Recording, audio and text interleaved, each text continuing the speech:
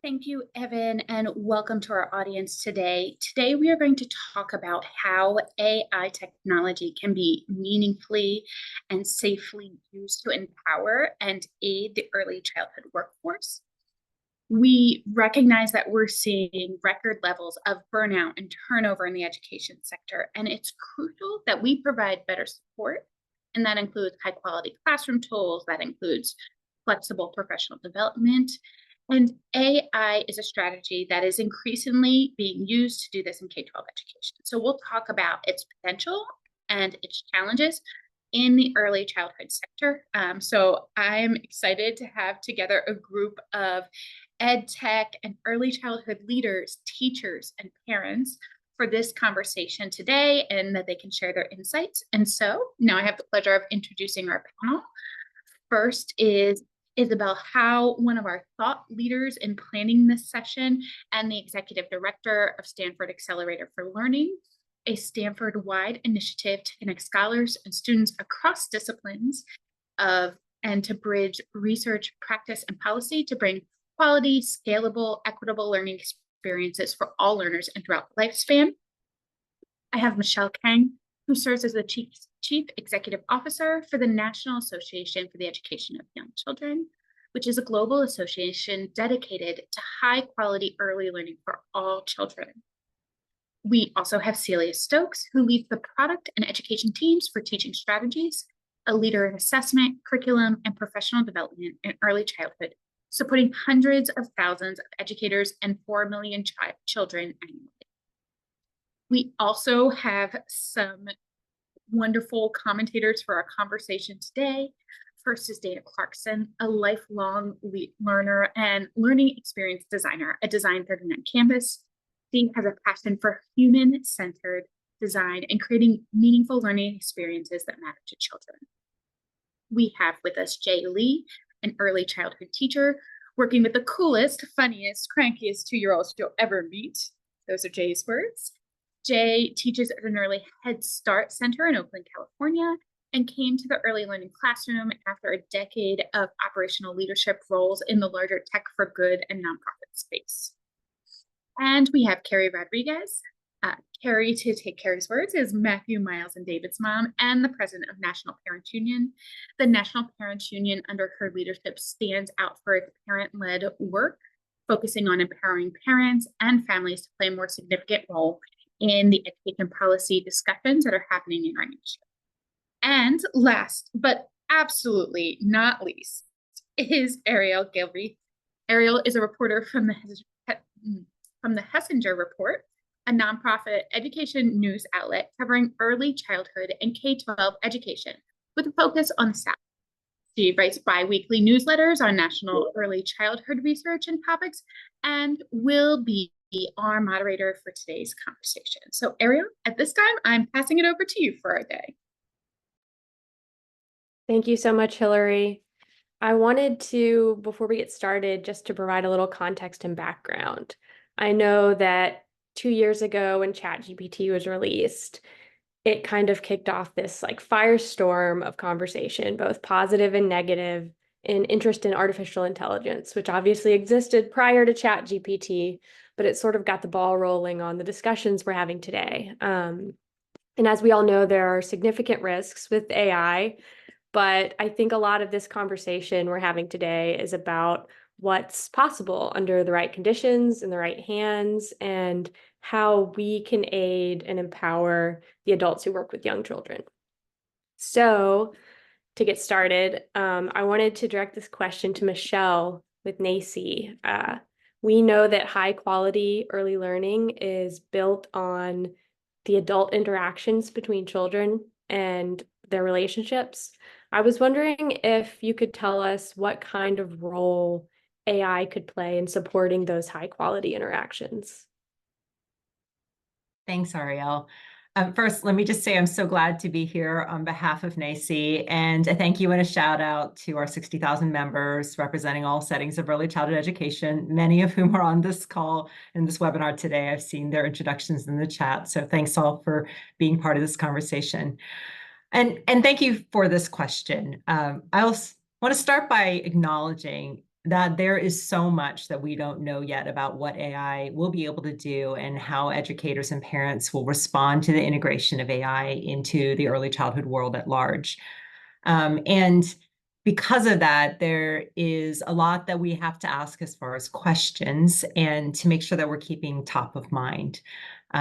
There's a lot that we don't know about how to ensure that equity is built into AI and the usage of AI from the start. And we think about and worry about that a lot because it's imperative that anything that we are thinking about that is integrated into early childhood avoids worsening racism and bias, and that has been built historically into so many of our existing systems, while we all collectively work to advance the work of equity and equitable access to quality early learning. So what do we know about what quality early learning is?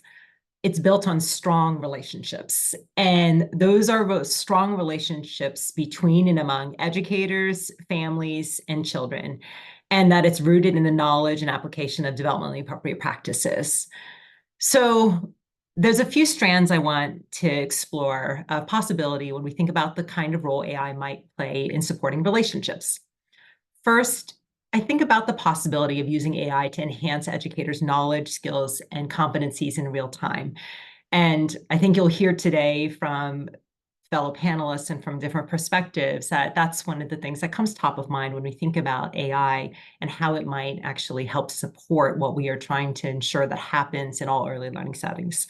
To what extent will we be able to use AI to provide educators with quick, real-time access to concepts and questions around child development? How can it be helpful, especially for educators who are newer to their practice? How could AI help provide access to resources and information to help support them in being able to provide high-quality early learning in real time?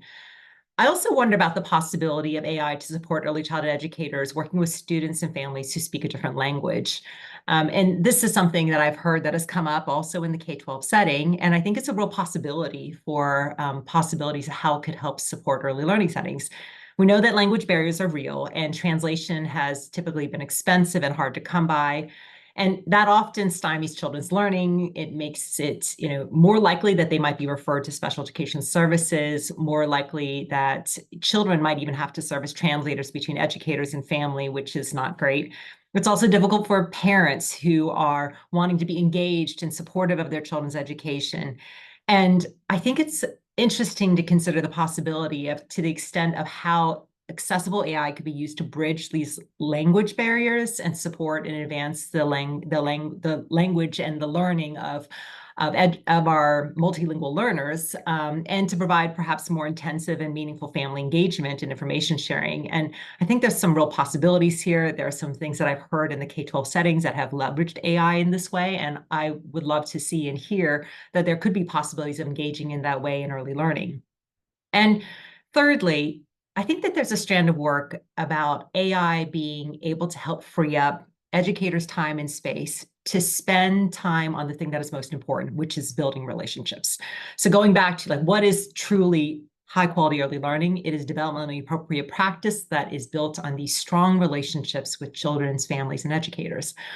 So if AI could be a tool to help support educators and family childcare owners and center directors in being able to free up some of that time that might be spent on administrative tasks that take them away from being able to build relationships and to spend time with children, to spend time with families, can that time be then focused in the thing that we know that is most important, to be able to support, again, that trusting relationship that provide the high quality early learning that we want all children and families to have.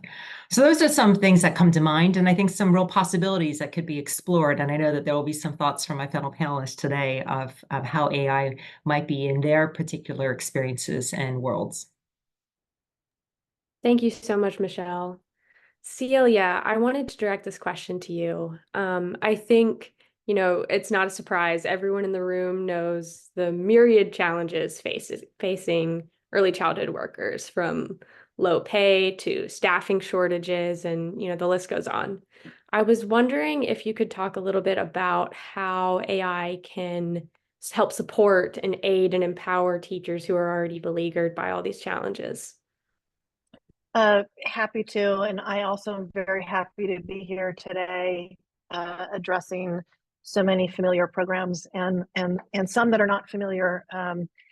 And agree so wholeheartedly with Michelle's points about developmentally appropriate practice being so critical to maximizing child outcomes.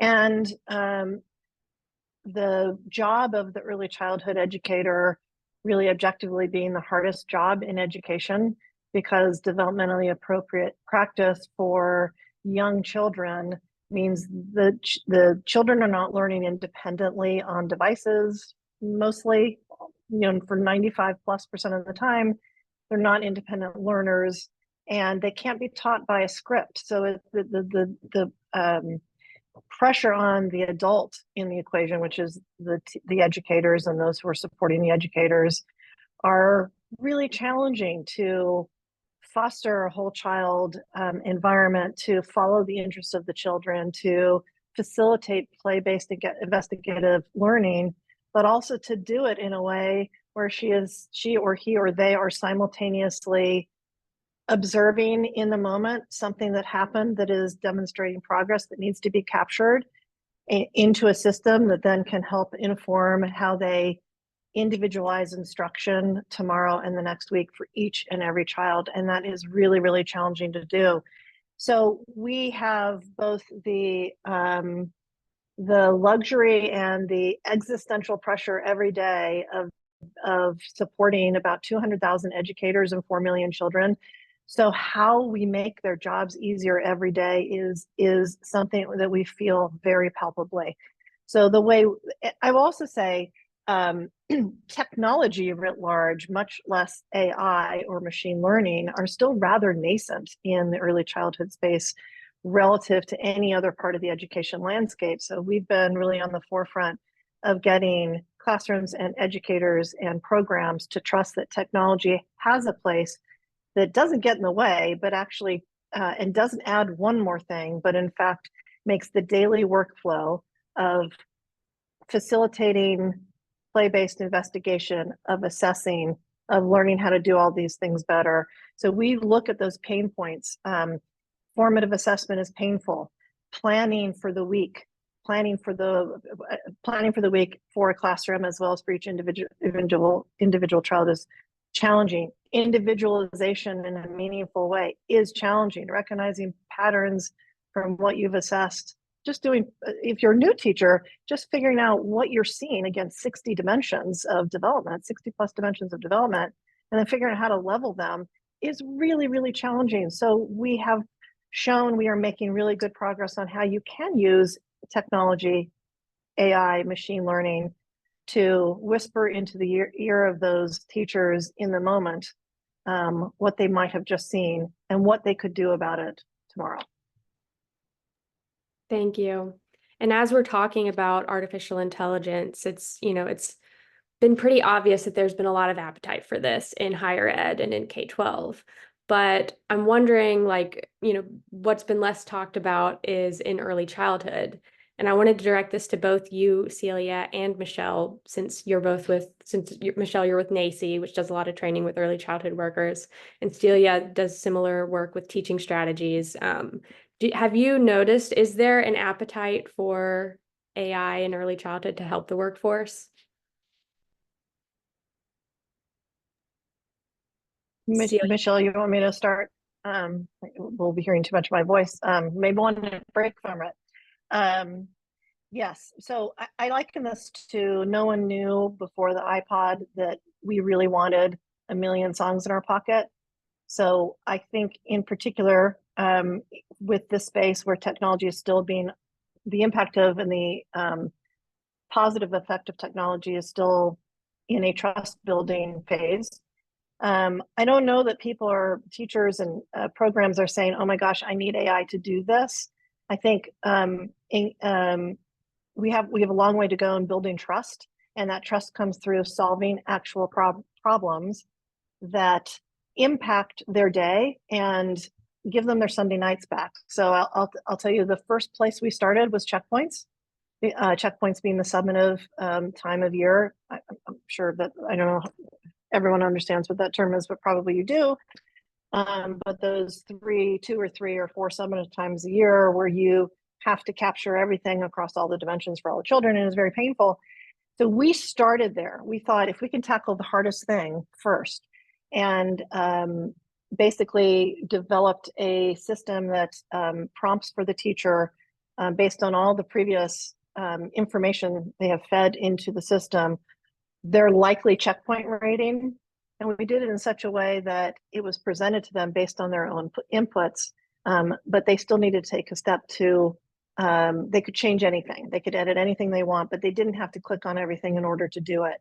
And we have, over the course of 2 great things. First of all, we wanted to test for behavioral impact. We wanted to make sure teachers didn't just rubber stamp them. So before we rolled it out broadly through testing, we proved that about 90%, 9 out of 10 teachers changed at least one of the ratings. So we knew they weren't rubber stamping.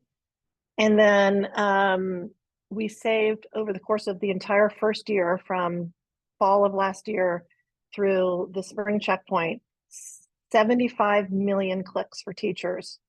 And that one effect on their workflow has gone such a long way in building trust that technology can move the needle for them and make their jobs easier. And that's what I need. You got to give them something that actually affects what they're doing, and in this case, gives them some Sunday night back. Thank you. Michelle, I've the same question. Do you think there is an appetite for this? Yeah, so I think it's important to acknowledge the realities of where childcare is as an industry. Like I'll dial back to a moment at the beginning of the pandemic where this workforce and the people who do this work with our most vulnerable young learners were called essential. And for a moment, the sector felt seen, and for a moment, there was acknowledgement that we can't operate without having high quality early educators to work with young children across different settings, to do this in partnership with families to help communities. So in the context of, unfortunately, a few years later, where we are still just not seeing the recognition of the vital and important respected work of this sector, we're still dealing with low compensation and wages, where people find that it's more positive to go work at Target or at restaurants instead of working in early education in terms of compensation. We're not seeing the recognition from policy. We're not seeing the recognition in terms of investments. So it's unfortunate. And I would hope that, this moment that we had where we said the sector is essential and that we need, well-compensated, well-supported early educators would continue. It's not where we are. We're going to continue all collectively to ring the bell and to shout from the rooftops how important it is to provide high quality early learning for parents and for families and for children and for educators. So in light of that, it's not the thing that's top of mind. I do think it is something that we are hearing in bits and pieces of some curiosities in the day-to-day work of most early educators and most programs dealing with all the challenges that I've just mentioned. It's not the topmost issue. I think there's a lot more questions, frankly, than answers, accompanied with a mix of trepidation and curiosity. And I think it's up to us as a collective. And, I've enjoyed this conversation that we've had, which started many months ago with Isabel and Celia, to elevate, some of those possibilities. But there isn't a lot yet known. And I don't think this is top of mind for early education. That makes sense. And that actually leads me into my next question that I'm going to direct at Isabel with the Stanford Accelerator for Learning. I'm wondering if you could talk a little bit about how conversations around AI in early childhood are similar and different from the conversations going on in the older grades in K through 12 or even in higher education. Yeah, thank you, Ariel. And echoing the big thanks to the Campaign for Grade Level Reading and for all the panelists who are gathered. Really delighted to be with all of you as part of this conversation. So at Stanford University right now, if I may admit, we are AI all the time. It feels like every student, every faculty is thinking about artificial intelligence. And it's not so much of a surprise because Stanford has been at the forefront of artificial intelligence for a very long time. Actually, one of our computer scientists had coined the word artificial intelligence in the 1950s. So that goes way back. But as part of my work at the Stanford Accelerator for Learning, I have a really interesting vantage point because we cover early childhood with amazing work from Phil Fisher and other faculty, but also do a lot of work in K-12 years and in adult learning, so the whole spectrum of learning. And I would say that I am both surprised and at times a little concerned about the meaningful difference between the level of conversation in K-12 about the possibilities and the concerns on artificial intelligence and the lack of discourse in the early years on this topic. And let me just give you a sense. There was a really interesting survey from the Walton Foundation that has done this survey now multiple times over the past few months, so you can track how much there is in terms of adoption in K-12 specifically. And they are now showing that 79% of teachers in K-12 are familiar, saying they either are very familiar or highly familiar with generative AI tools. And more than 50%, which actually was a surprise to me, are also saying they are actually using it on a weekly basis or more. So the active users on the teachers in K-12 are definitely increasing quite steadily, which is surprising. And again, what is even more, I think it's part of this great conversation that we are setting up here is the early years, as we all know, have been generally underfunded, as Michelle was saying very nicely, and under-innovated. And so my concern here is, why is there such a big difference between the focus on the attention on potential solutions between the two age groups? Wonderful. I wanted to switch gears a little bit to talk about, every so often, obviously, new inventions and new technologies come out. I mean, the world obviously is vastly different now than when it was before the internet existed. But I was wondering, I guess, why AI feels so different from previous technologies from the past couple of decades. Like, what sort of aspirations and hopes do you think it brings to the teaching profession and learning in general? And I guess to start, maybe Isabel, since you're top of mind. Yeah, I would, and let me pick two examples on your question, Ariel. One is that I think it's creating some new possibilities. So let me pick one that I'm very excited, which is a Stanford project for accessibility called Google Glasses, that leverages artificial intelligence in the form of computer vision for children who are on the autism spectrum, and allowing those children to recognize emotions of the adult across from them, and generally a parent, who for the first time may have the opportunity to have their child actually interpret their emotions. So quite special in terms of new possibilities that this technology is providing. The other example is also another great Stanford project,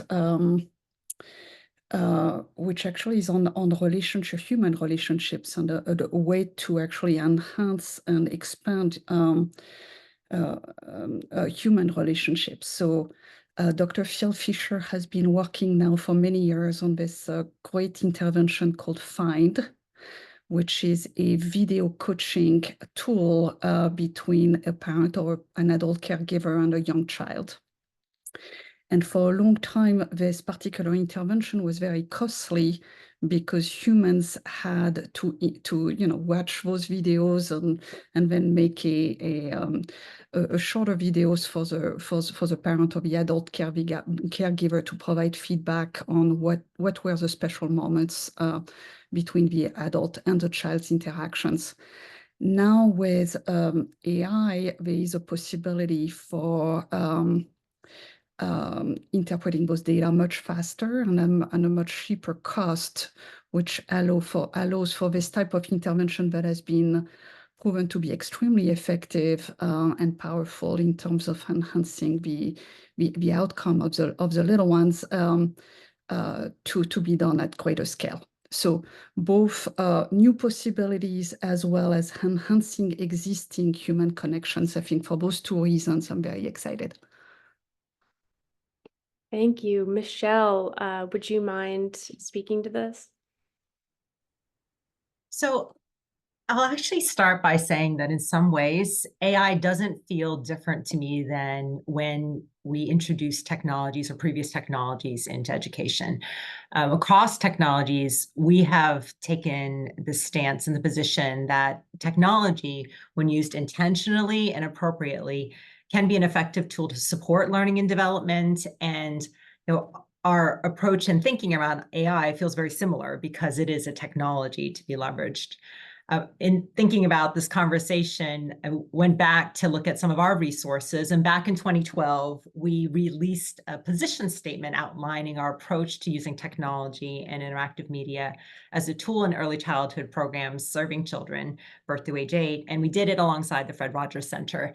And while it may feel dated and that much has changed, which there certainly has been a lot that has changed about technology, I noted there's still a few things that are worth elevating from that as we think about how we might approach AI. So first, intentional use of technology requires early childhood educators and administrators to have information and resources regarding the nature of these tools and the implications of their use of children. We want to be very mindful of how it's being leveraged and used. It's important to think about limitations on the use of technology and media, and I don't think that AI is different as we think about how it might be utilized in classrooms and in settings. We have to have special considerations in thinking about the use of technology with infants and toddlers. This is a population that I think that there just needs to be a lot of intentional thought and conversation being given to thinking about how we might be leveraging the use of AI. It is so important. One of the things that was in the statement that I think is so true today is attention to digital citizenship and equitable access is essential. We can't lose sight of that as we think about leveraging AI and how AI is in early childhood. And then to think about the people who are using it, because it's not children, our young learners that are going to be leveraging this. It's likely going to be educators and adults, the adults who are in their universe. So we need to be thoughtful, especially for early childhood environments, that there's ongoing research and professional development. And so I would just say that I think from our perspective, AI, at least in some of its forms and functions, can be used as a tool to support educators in some of the ways that has already been elevated by Celia and by Isabel. And it can be used to help support those thoughtful, reflective teaching practices, but it will never become the primary solution. It should be a supplement and a resource to help us do what is best for young children in developing and investing in those relationships and play. Thank you. Celia, I'd love it if you could jump in on this. I think to the point I made earlier about just a lack of trust and the nascent presence of technology in these early childhood classrooms, I think that there's just so much of a groundswell of focus in all other parts of our adult lives on the pace at which AI is creating some transformative opportunities and products and the ability to write better thank you notes than we ever could before. I mean, everything from kind of very important things to the super trivial. I think it's helping kind of accelerate imagination about how it might also be used if I'm a teacher in this part of my life. So I think it's softening the shore a little bit about how it could also transform work life for an educator. I also think, importantly, it is bringing the use of data or the dependency on data into the limelight, and to really drive high quality, measurable early childhood, developmentally appropriate programs at scale. Data is going to be critical to measure effect and outcome. And I think that's a great thing, because AI needs data in order to do things. So I think it is anything that puts data in the foreground is objectively good, with some caveats that I'll mention a little later.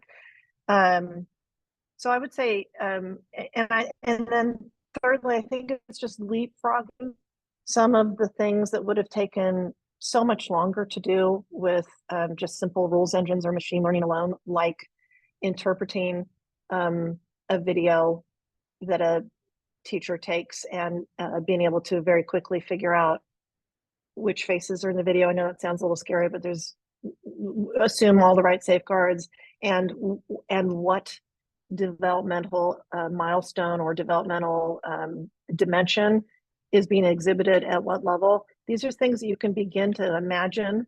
Not only begin, we are imagining and actually testing right now, that again would just help, as long as you've got the models trained in the right way and mitigating for bias. It would just help teachers so much more quickly gather more observational data, which is better for outcomes, which is better for engagement with families, which is going to help her individualize, et cetera. So I think it's just accelerating everything. In talking about accelerating, as a journalist covering early childhood, I get pitches all the time from companies with new technologies and using AI in different ways. And I was wondering, we're on the fourth or fifth generation of ChatGPT, and it came out less than 2 years ago. When we're talking about this, the sort of urgency and opportunities of this emerging technology, how do we balance that with, particularly when we're talking about early childhood, the delicacy that is, our most vulnerable children, our infants, our toddlers, our youngest. I was wondering, Isabel, if you could speak to that at all. Yeah, no, I'm happy to. Listen, there are lots of risks here. There are risks in safety, of course, for both adults and especially children. And especially our youngest children. So safety comes to mind first and foremost, but also lots of ethical, concerns, especially with how data are being handled, and biases, risks, and then major equity questions, as Michelle and Celia were alluding to. I would also point out to a fourth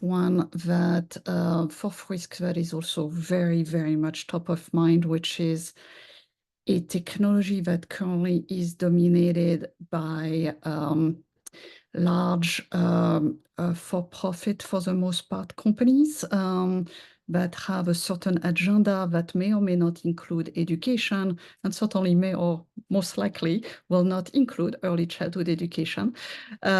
So how do we balance the needs of young children and educators and families with potentially divergent interests from those large big technologies? Thank you. I appreciate it. Celia, I was wondering if you wouldn't mind answering. Yeah, the flip side of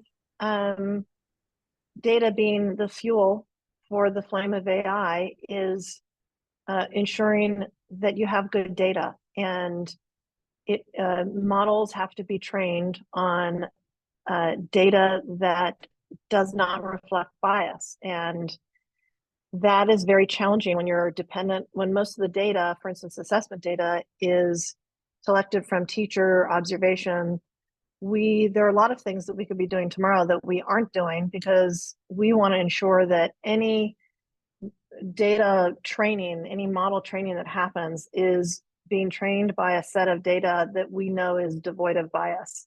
And that is, so there's some things that are easy to do. Can it interpret a note? Yeah. Can it interpret an audio voice? Yeah, if we trained it with enough diverse audio voices, again, across enough dialects and demographics, yes. So did that data exist anywhere? No. So we're going to go capture it ourselves and ensure that it has been that we know it's representative.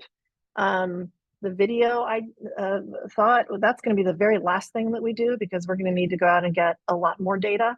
And then finally, we're going to need an army of educators, you know, judging data, you know, looking at the data to ensure that the way it gets, the way we're training the model to, for instance, set a preliminary level is truly accurate and not devoid. And those things are hard. Those are the things, the last things that anyone should be rolling out.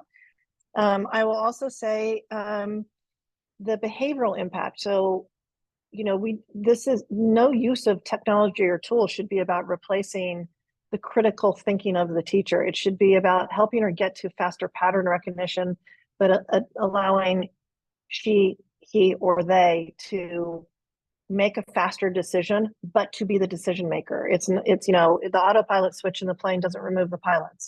It just helps them assimilate data faster. So similarly, we want to make sure that anything that we as an industry is presented to teachers doesn't turn them into a rubber stamping mode. And then finally, with any of the generative AI tools, there is an art and a science to prompting that really can affect the output. So there's a lot of work that still needs. If any of you have played with ChatGPT, you know what I mean. It's kind of the response you get out is highly dependent on the inputs that you give it. And we need to, as an industry, think a lot about that art and science of prompting, so that it's the output is based on the intention of an educator, not how good she is at prompt science. And there are probably many other things, but those are the three that come to my mind right now. Thank you. Michelle, before we moved on, I wanted to give you a chance to respond to this. Yeah, well, I'll first say Isabel and Celia raised so many points that are important as we think about this, and certainly as it's on my mind. The point about making sure that we're considering and thinking about that the source data has to be representative and inclusive, because otherwise it's not going to be returning inclusive scenarios. It's not going to be reflecting, you know, the diversity of context, of families, of settings. So, you know, top of mind is, you know, that we really have to be thinking about proceeding with caution. We have to be intentional about how we're testing out applications, you know, really thinking about the benefits and the challenges, and not losing sight of equity in all of this. I do think that another thing that is on mind for us is thinking about privacy concerns of all the data that's being used and, you know, put into this, but then also brought out. You know, how is that being utilized? I think it's a question for policymakers and program leaders to be thinking about, you know, how data is used. And I know that there are many conversations about that in the K-12 and other educational spaces. I think that applies here as well. So, you know, as we think about what this looks like, we have to be thinking about how we can ensure the safety and protect children and families. And then just to come back to, you know, grounding all of this in an understanding of early childhood and developmentally appropriate practices, that as people are thinking about how AI can be utilized as a tool to help support, that, you know, we're thinking about you know, this first principle of child development that is within developmentally appropriate practice, that development and learning are dynamic processes that reflect the complex interplay between a child's biological characteristics and the environment, and they each shape each other as well as future patterns of growth. You know, or in short, early childhood is a complex dynamic process, and it requires very thoughtful consideration on the part of supported and prepared adults. One way to look at it as AI can provide the sketch, but we as human beings have to provide the color. We can't depend on AI to provide that complete picture. It is a tool to be able to help provide that picture. Equity has come up a few times now, and Isabel, I know you mentioned it earlier in your comments. I'm just curious, like given the structures of early childhood and how students attend, there's Head Start, there's private pre-K, there's public schools. What levers do we have in place? Do we have levers in place to assure that new resources from technology like this are disseminated equitably? Yeah, on equity, let me answer your question from a research perspective. So on the question of equity, so far, I would say we are still very early on research, because the technology, especially if we speak about the generative AI piece of artificial intelligence, was only introduced after all less than 2 years ago. So from a research timeline, we are still in the very early days of research. Okay. However, there are some, and this is a really positive message in my mind, the early research on the use of generative AI tools, and those research have been done either in K-12 settings or in higher education. They are not early childhood examples. Have an equalizer effect. So, for example, whether it's on writing, or there was a really interesting research by Oxford on third grade maths. Those studies suggest that those children who are underperforming the most are gaining the most from access to this technology. So there is an equalizer effect so far that research seems to suggest in those studies. However, as we know from the past and many waves of technology implementation, the risks of who has access to those technology, who is using, how are those technology being used, and the risk of greater inequities in our systems is definitely there. In my mind, on the risk relative to equity, I bucket them into two existing ones that we have known for a long time, and then two new ones that are emerging with AI specifically. So the two old ones are digital divide access. So to access AI, you need to have you need to have a device. You need to have broadband access. Actually, to use any of those technology, you need to have constant access. You need to have a really high quality broadband, which not all of us do have. And then to have access to the highest quality technology, you need to pay, and those technologies are not cheap to get access to the best ones. So there is definitely a digital divide concern. There is also a major digital use concern around who is trained to use those technology, who is doing the training, professional learning. Anyway, like a lot of questions about use cases. And then the two new ones that I think are emerging. One is around bias, which we discussed already. And then the other one, which I'm a little concerned, actually not a little, but I'm very concerned about, is especially with discussions around tutors and other discussions on how or AI nannies, or all these conversations about potentially replacing humans with this technology, which I find really daunting. Are we creating potentially a world where kids who are less privileged have those AI tutors type, and then those who are more privileged have access to humans? That's, I think, a real concern that's emerging in my mind, and one that's also anchored in historical patterns. So anyway, another one that I think is interesting for consideration in this AI world that's emerging. Definitely. I know, this whole panel has talked a lot about the like high level opportunities and challenges of AI in early education. But I wanted to shift a little bit to our practitioners who are in schools and classrooms. Dana, I was wondering if you could tell us a little bit about your campus and how you're incorporating AI into curriculum and educational practices. Sure.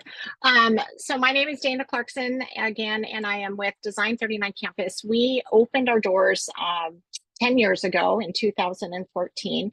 We're a learner lab school that is really focused on trying to change traditional teaching models and really start looking at how do we build agency in our learners. So we really focus on how we're developing creativity, flexibility in our thinking, and then ownership of our learning. And our campus serves about 1,250 students, ranging from TK through 8th grade. And then we are an open enrollment school with Poway Unified School District. So we are a public school, and our kids go on to public high schools from our campus. My job title is a learning experience designer. Our focus has really been on welcoming kids into our classroom, building a learning community where our kids don't view themselves as passengers in learning. So a lot of my work has been in working on teaching strategies, my own language, and how I speak with children. And then just our expectations too of kids, even our earliest learners, and what they're capable of, and helping them to be a part of that learning process. And so we're building a crew of learners where everybody there is showing up every day, being active participants in their learning. So as I look at my work, I do work with a highly collaborative team. So it's never just a me, it's a we on our campus. And that includes the kids as well. I am a learner in their space. And so I turn with looking at AI as another collaborator in our work. And it has really pushed me this year. I know I had a group of children come in.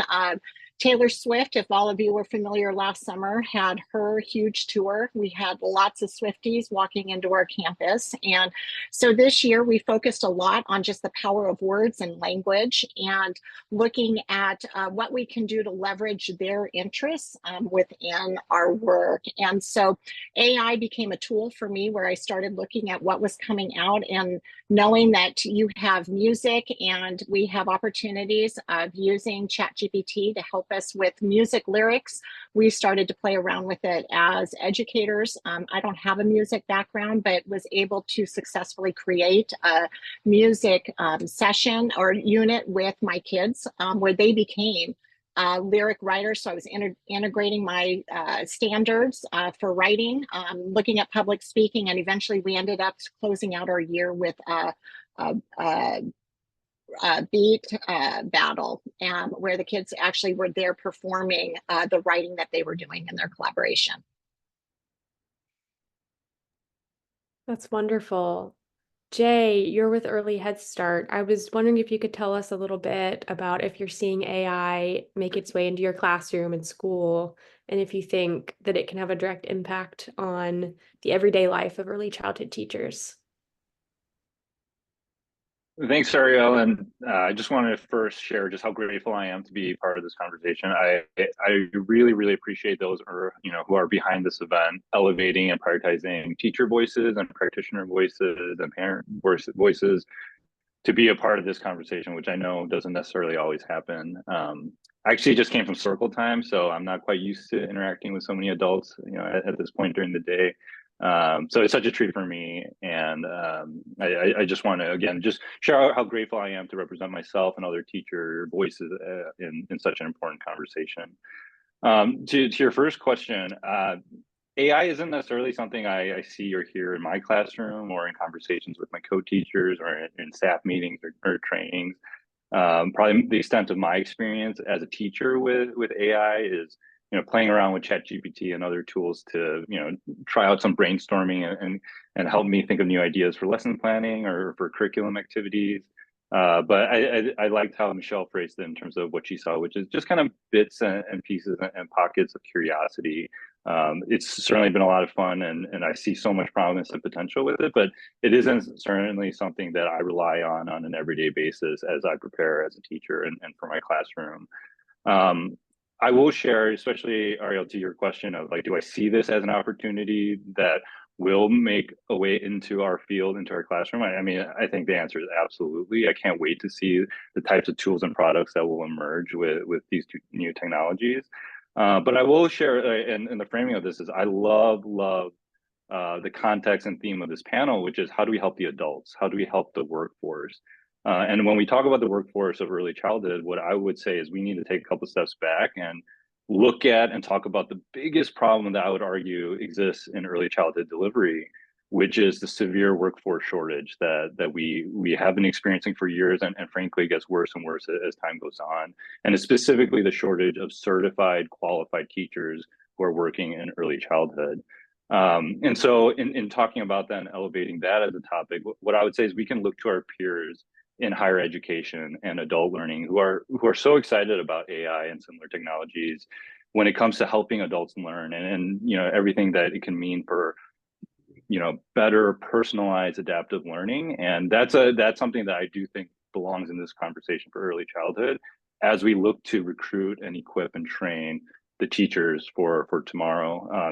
Part of that context is we're looking to scale up early childhood on an already thinly stretched workforce that is really just hanging in there and struggling when it comes to retention and mental health and burnout. And so what I would advocate for is really being excited about investing in the technologies around AI to make the pathway into becoming a certified teacher more accessible and more inclusive. When I think of the teachers I've had the opportunity to learn from and see in action and work with, some of the best teachers have come from non-traditional educational backgrounds who hold and share so many stories of their struggles in getting certified in community college courses where they didn't feel like they belonged, who really struggled through school in some capacity, but today are just incredible caregivers and teachers of young children. And so, as we look towards tomorrow and recognize we need more teachers, we need amazing people who will choose this field, who will become certified, who will be properly equipped and trained to be amazing caregivers. There really, for me, is an opportunity to learn from what's happening in adult education, translate that into making the pathway that much more accessible to expand the potential pipeline of teachers that come into the field. And yes, so like for myself, I'm selfishly excited about the tools that'll help me lesson plan and assess and save on clicks and get my Sunday nights back. Absolutely. But I will say one of the best ways to support the workforce is to make sure we're not understaffed, make sure that you're not asking us to open more classrooms and centers when right now retention and growth of the workforce is already such a big issue. Thank you, Jay. Carrie, with the National Parents Union, I know you've been working to take the temperature of parents and how they feel about AI. Do you get the sense that they know that AI is being used in the classroom? And if so, how do parents generally feel about it? What are your thoughts on that? I think the majority of parents know that AI is being used. They're not really sure what for, because I think on average, when parents think about AI and how they interact with it in their lives, they're thinking about Alexa and Instacart and fraud on your bank account and, the algorithm that picks what you should watch on Netflix next, So I think there's some emerging, especially around the conversation around, oh my gosh, is there going to be cheating, and how, like, you hear a lot of the bad and negative things around AI in education, but we are emerging in the conversation and recognizing how it can be a powerful force for good. So I can say 67% of American families believe that the potential benefits of AI outweigh the negatives. Only about 16% of American families say the negatives outweigh the positives when it comes to AI in the classroom. And the major reason why we're seeing that is because the silver lining of the pandemic is, parents getting very involved in education and really being deeply concerned about whether or not we're going to be able to adequately support our kids through what is a crisis for them. Even our youngest learners, as they're entering into the classroom and we're hearing, oh my gosh, everyone is tired, and what are we going to do to catch up? The thing that we saw emerge was that this real interest in personalized learning and individualized attention, and how parents can use data for good and for action. And so what AI does from their perspective is really open up the avenue around personalized learning, and the idea that we can adapt learning materials to a student's pace and learning style, or create new content from practice problems and videos, or just making sure that we're providing data informed insights. We have parents right now that are more information hungry, and even at the earliest ages want to make sure their child is on track so that they can intervene and take action around the things that they need to do to support. But the final thing that I would say that's critically important to parents is that connection, not just with a robot on a screen, because certainly we have concerns about kids on screens, but the idea that AI can be a powerful force for freeing up time for educators away from administrative tasks, away from grading and scheduling, and really just freeing up time for educators to be able to connect deeply with students around content. But also giving them real-time feedback around how they can improve and what kids are missing, and making sure that they have all the information that they need so that their practice within the classroom and with kids is as effective as possible. Thank you, Carrie. Jay, I wanted to direct this to you first. We've talked about hesitancy on the part of educators, especially when we're talking about early childhood and specifically, and the hesitancy to use AI in the classroom has come up a few times. I was wondering if you could talk a little bit about that, and what does that say about education systematically? Yeah, absolutely. And I appreciate being able to kind of bring the teacher perspective to this idea. So there's a couple of things I'd want to share and kind of bring in the conversation. One, it's come up. We're an underpaid, overworked, understaffed workforce. And so the idea of one more thing getting added on our plates is certainly, no matter what it is there's going to be a little bit of hesitancy. The list I have of things I would love to spend time and energy on about, learning about, getting better at, getting smarter on in order to be a better teacher, that is a very long list. And time and energy are among our scarcest resources as a teacher. So I would just share, it's a long list already. We're not sure where to place it. There's questions about this promise and potential of AI, but this idea of concrete things that have already been placed in our hands, the quick wins using AI to better serve children, to save us time, like we're in, like you have me at those ideas, but the question is, like, once those things come into our hands, like where can we place on the priority list of the things that we want to spend our time and energy learning about? The other part of this I do think is an important one is the early childhood teaching, professional workforce is a diverse one. And the voice that I want to extend to our other co-teachers I've worked with who share things like, these are direct phrases I hear pretty often, which are, I'm just not a computer person, or, I'm allergic to technology. And there is a good portion of the workforce, I'm not sure what percentage, but, anecdotally, I know to be true that there are people who choose this vocation and thrive in this vocation because they see it as an opportunity to do great work that they truly believe in, that doesn't require them to interact with technology on, 40 hours a week. And so I think that as an understanding is an important one of just approaching that hesitancy with care. There are people from a lot of different backgrounds. I think of the diversity of the workforce in terms of their technology literacy, their experience with technology, whether in their education or in their careers. From an age standpoint, people have been doing this for decades and decades and decades who haven't been asked to incorporate technology and get smart in technology, and now all of a sudden they are. I do think that's an important context for this because, again, we're here to learn, we're here to be better teachers, we're here to be better in our vocation, which is serving children. That hesitancy has nothing to do with that. It's more of, there's a lot of things on our plate already as it is, And technology might not necessarily be something that people are jumping to learn more about in order to serve children. Thank you, Jay. Dana, I wanted to give you a chance to respond. Yeah, I think hesitancy that can lead us into learning and innovating is really healthy and good for us. I know that we should be asking questions and really looking at, when we use technology, asking why. How is technology helping us in this learning experience? And so I think that as we are looking, I've had opportunities, especially going into some of the teaching conferences around our country and hearing from like Albert Palacios from the Department of Education, that there really is a shift where most jobs are moving towards digital technology. And we do see right now that technology, and with the burst of AI, that they're on a 10-week cycle. And where education has notoriously been on a 10-year cycle for updates. And so there is a need for us, even with this hesitancy, to be learning.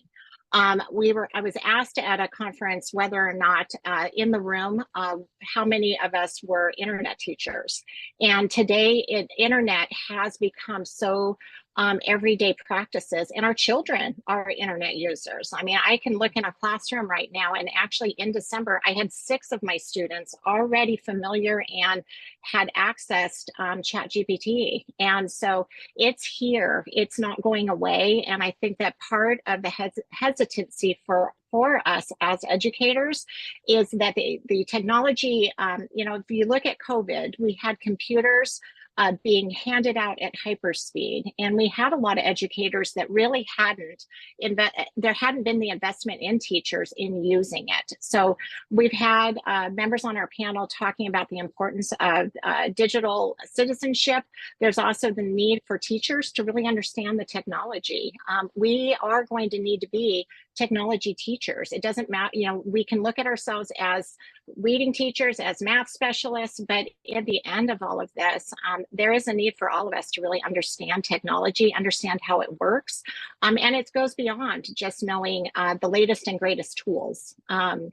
I know you had a question about like, what does this look like for our early educator, or for our earliest children? And I think that when I look at AI use, and for me as a teacher and for all of us in early education, there's really been 3 buckets of conversation. You have on the one side, looking at the cheating and what happens at the higher levels, and districts kind of moving away from wanting to even, really putting a halt on it and saying we need to wait, we need to understand it. And as you can hear that the cycle is moving so quickly, we need to be in this arena learning and really trying to have conversations amongst ourselves versus pretending that it's not existing.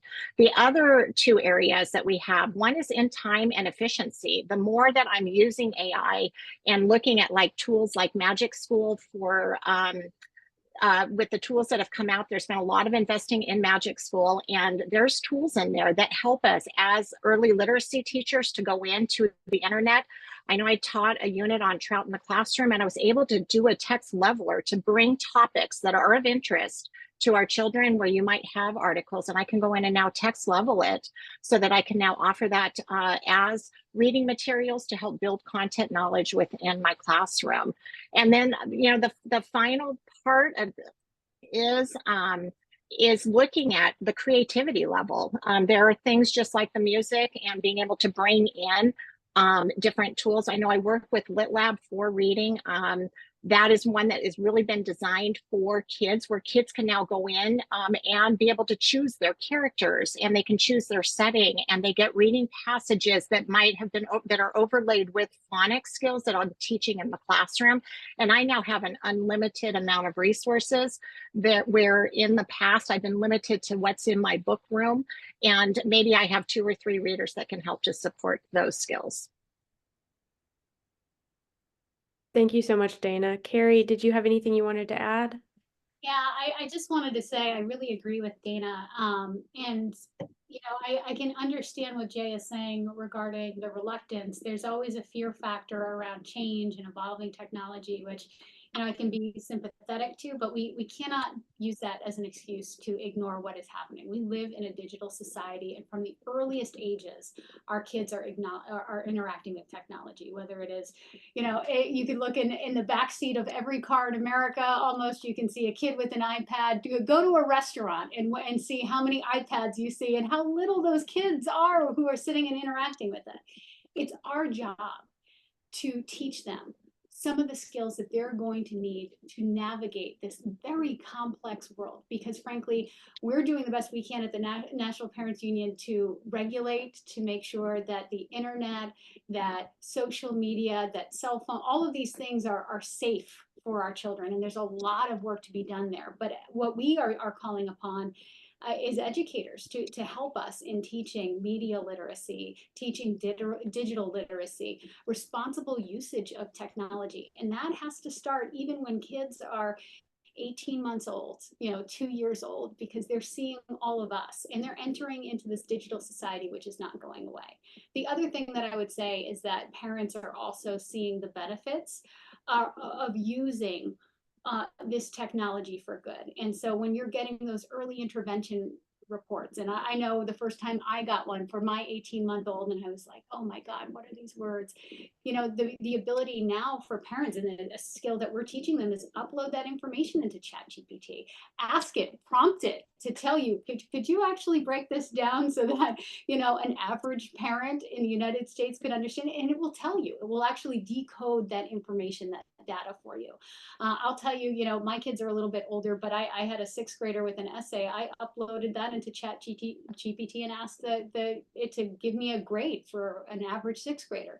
So parents are learning how to use this technology so that we can also be supportive in classrooms. So again, I can understand, a lot of the trepidation. It is a new skill. It is difficult for grown-ups to learn new things and to change, but that's what we've got to do. And it's our responsibility to make sure that we're guiding them and protecting them through things like the Kids Online Safety Act that we're trying to pass at the federal level, and hopefully will very soon. But in the classroom, we've got to make sure that we're also doing everything we can to support them even at the youngest ages. Thank you, Carrie. I want to make sure we have time for Q&A at the end, but I just had one more question for you guys. We asked the panel about the barriers to equity and how AI is being implemented. And I was wondering, Carrie, if you could kick us off on what barriers you see in equity when it comes to AI and early ed workforce. There are so many barriers to equity, from the models that are being used to generate, different sequences in AI. I mean, there's a whole host of things and issues that we have to challenge, and reasons why people of color and parents and families from different intersectionalities need to be a part of the creation and the conversations around this, from facial recognition when children walk into buildings to what actually comes out of a generative AI experience, and making sure that that is actually based in equity. All of those things are important, especially around data collection, and when you're asking it to interpret, is there an inherent bias in if you're describing a child who is a 3-year-old Black boy from Chicago who's growing up in a particular zip code, will there be a bias in there in terms of what it tells you your next step as a parent should be? So I mean, there is a lot of work to be done, and there are a lot of challenges that lie ahead of us. And on top of the fact that just equitable access to the technology itself is something we have to confront. There are so many children, whether they are in urban areas, low income areas, or rural areas, that do not have equitable access to opportunity because of the digital divide, and educators not having equitable access to the resources that they need. So making sure that we are doing everything we possibly can to make sure that we are recognizing that talent exists everywhere, in every zip code, in every skin color, every area of the United States, and that all of those kids are deserving of having access to these kinds of technologies that are going to, frankly, be the keys to economic mobility in the future for them. Jay, did you want to add anything? Yeah, I'll just add a little bit. I thought that was incredibly well stated, Carrie. I mean, the things I would share more just from a personal standpoint is, like it was shared, I'm an early Head Start teacher. Early Head Start and Head Start is a federally funded program for low-income families, which means we work with the most economically distressed communities and families across the country. And so the things that I get concerned about are a couple of things. One, in early childhood, amongst other things in our society and economy, what's true is that those who feel the deepest pain have the deepest inability to pay, and the market, especially for something like technology, will be driven by that ability to pay. And so there's a question that I have of, who are a lot of these products and tools like truly designed for? And I think that's especially true for something like AI that is learning from data, that is getting trained on data. And with that is, like what is the data set? And then really questions of, when it comes to something like AI and something gets set as best practice, what is best practice? Situationally, culturally, that can be pretty, that's going to be dependent on who we're talking about, the context, et cetera. And so for me, from an equity standpoint, and a great question got raised in the Q&A, it's just, how can we make sure that the recommendations or the ideas or the things that AI is telling us isn't actually designed for a certain part of our population, more so than others. And for me, the biggest thing that I think about is, how do we make sure that, again, it was brought up that access is truly there. It's not just about digital literacy. It's not just about the ability to pay.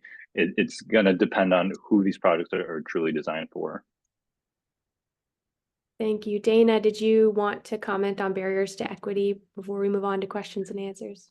Yeah, I think just a little bit of just coming from the lens of public school right now, I know in California, we've got budget issues, and I know that that's happening across the country. And continuing to have conversations about technology and its importance in learning and helping to grow our learners into the next workforce just needs to be there. And when I think about AI and I think about some of the barriers, the kids have been using AI for a long time, and we've got young children asking Siri, different random questions. We have kids coming into the classrooms that use the predictive text formats, and it's been here. And I think that it's important that we actually, as kids are using these tools or they're seeing adults using these tools, it's important that we are actually talking about it's being critical of the information that's coming to us, and what are some of the thinking processes that go around, even for us as we get information. It's like, I watched my husband look at GPS and say, no, that's not right, and arguing, with what's being presented. And I think it's important that we're having these conversations with kids. And I think that for teachers, there's time, and it's bringing conversations into the staff rooms around AI instead of it not being there. I appreciate being a part of Poly Unified and their interest in wanting to see teachers experimenting and learning and dialoguing with us around new tools that we've come across and we want to have access to, rather than just restricting it. We're being given some access, not the kids necessarily. Yet if there's data collection, there's other processes and procedures that they're working to put into place, since this is moving so rapidly. But I think as educators, it is time to open up some of those apps. A lot of this is made free, and I think anything that we can continue for the time and funding for teachers to educate themselves, we try and remain having some funding available so that teachers aren't out of pocket trying to do some of this on their own as well. Thank you so much.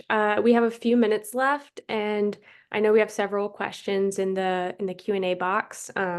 So without further ado, I will pull those up and address as many as time will allow. The first question for our panelists are, what are strategies for ensuring models are not normed on white middle-class social structures and recognize strengths of diverse children? I don't know if there's anyone specifically that wants to talk to this. I know, Carrie, you've briefly touched on it, but Isabel, if you wanted to address this question. Yeah, I'm happy to jump on this one. So there's a lot of work to be done, a lot of work. Right now, the data show that it's 75 to 90% normed on exactly what Sherry asked here. So English, white, primarily white English type data sets. And we have done some research at Stanford on biases on different languages. It's definitely biases are definitely there. And I can see it myself as a non-native English every day when I use those systems and they do not understand my accent. So they are still very much there. Now, strategies. So there are some good ones that are currently underway. Some that are global based, which I'm very hopeful about. So some, for example, that are looking at large language models that would be based on Arabic or Spanish or other types of languages, which I'm very, very hopeful.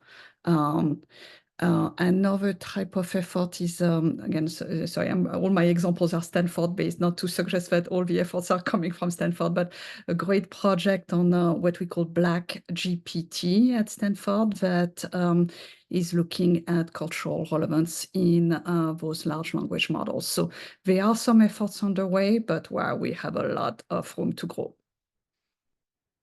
And if I can jump in as well, the National Parents Union is part of an organization called the EdSafe AI Alliance.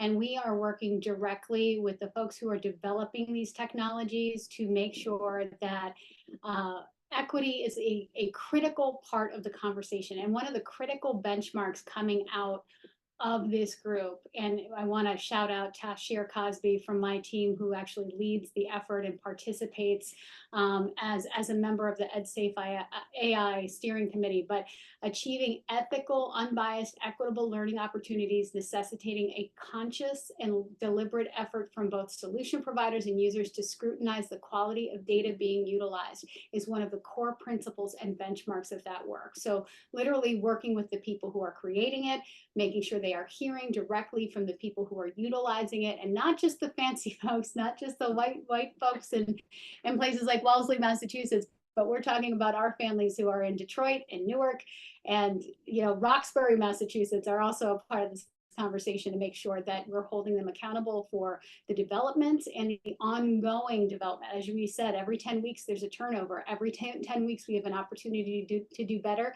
And I trust my ladies to be holding their feet to the fire. They're doing the best they can, but we also encourage everybody else to participate as well. Thank you, Carrie. I'm going to, Errol, I wouldn't mind jumping in on this. I also think that you don't start with use cases that are dependent on the hardest, most sensitive, bias-rich parts of the equation. There are a lot of uses of AI, including enabling teachers to better communicate with families in their home language, for instance. The enabling faster workflows on things like completing checkpoints that are not predicting an assessment, but are predicting what a teacher would otherwise choose based on millions of records. It is using AI to dissect what has been captured in a video, but not judge it. So what was the action that was taken? And what is the milestone or the dimension area that it is reflecting? But it doesn't judge what it's seeing. It just does some of the work for the teacher faster. So there are lots of ways while we are figuring out. I will also say it's important not to be afraid to try to figure out how to do this, because to Jay's point, we have got to attract more people into this profession, and they've got to do the hard kind of developmentally appropriate practice, not the scripted, go to McDonald's and feed the children bad food, but do the hard stuff. And doing the hard stuff means we got to make it easier for more teachers to ramp up very quickly, and would-be teachers, and see themselves doing this proficiently pretty quickly. Thank you, Celia. And I think you actually you sort of addressed this question, but I just wanted to make sure that it was fully answered. The next question is directed at you. It's asking how teaching strategies specifically is ensuring models and algorithms for AI are bias-free if humans are inherently biased. Yeah, so my previous answer, you don't start in the hardest areas. And but you also don't shy away from trying, and you do it with partnerships with NACI. You co-create with programs. You use third-party academics and research partners to make sure that when you do tackle that harder side of the equation, where you are trying to interpret something, that you're doing it with the whole world wrapped around you, because it's important to try. And you don't, no one entity does it on their own. We tackle this as an industry. Thank you. The next question is, can you speak about how AI can help parents at home with their children? Carrie, you might be suited to answer Yes, for this. sure. And I would say, just to kind of piggyback on the last question, in some circumstances, we would actually argue that we can't let the perfect be the enemy of the good. And we cannot completely throw out, because AI is not perfect in terms of the bias that exists within it, just throw the whole thing out until we have that fixed. I would argue that 80% of teachers who are in K through 12 education right now are white women. We have not done enough work to confront the inherent bias that exists there. We have a lot of work to do there. We're not going to throw them all out. We're going to try to fix it. It may, in fact, be easier to fix AI than it is to fix human beings when it comes to racism and bias. But we can have that conversation another day. In terms of how parents can help their children through AI, there are so many different ways. I feel so old in this conversation because my kids are older now, because I started off with ABC Mouse and being very excited about getting my pre-K guy who's now a 10th grader an ABC Mouse. But there are so many different opportunities, even in the earliest spaces, for kids to be interacting with AI in positive ways that get them ready for early literacy, things like Conmigo.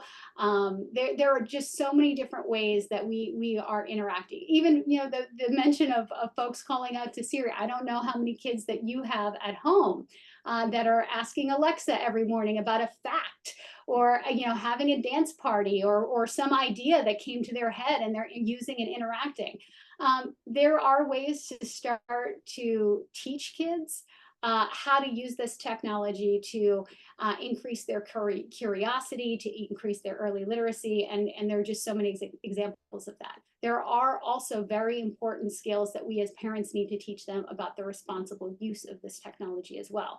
If you're like me, and most grown-ups, your phone is right here, you're constantly engaging with technology. So I think one of the important things that we also have to do as parents is really be monitoring our own usage and making sure that we're as their first teachers, are also showing them that we have to moderate. There are things that we should be engaging with technology with, but the most important thing is how we engage with each other as human beings and members of a family.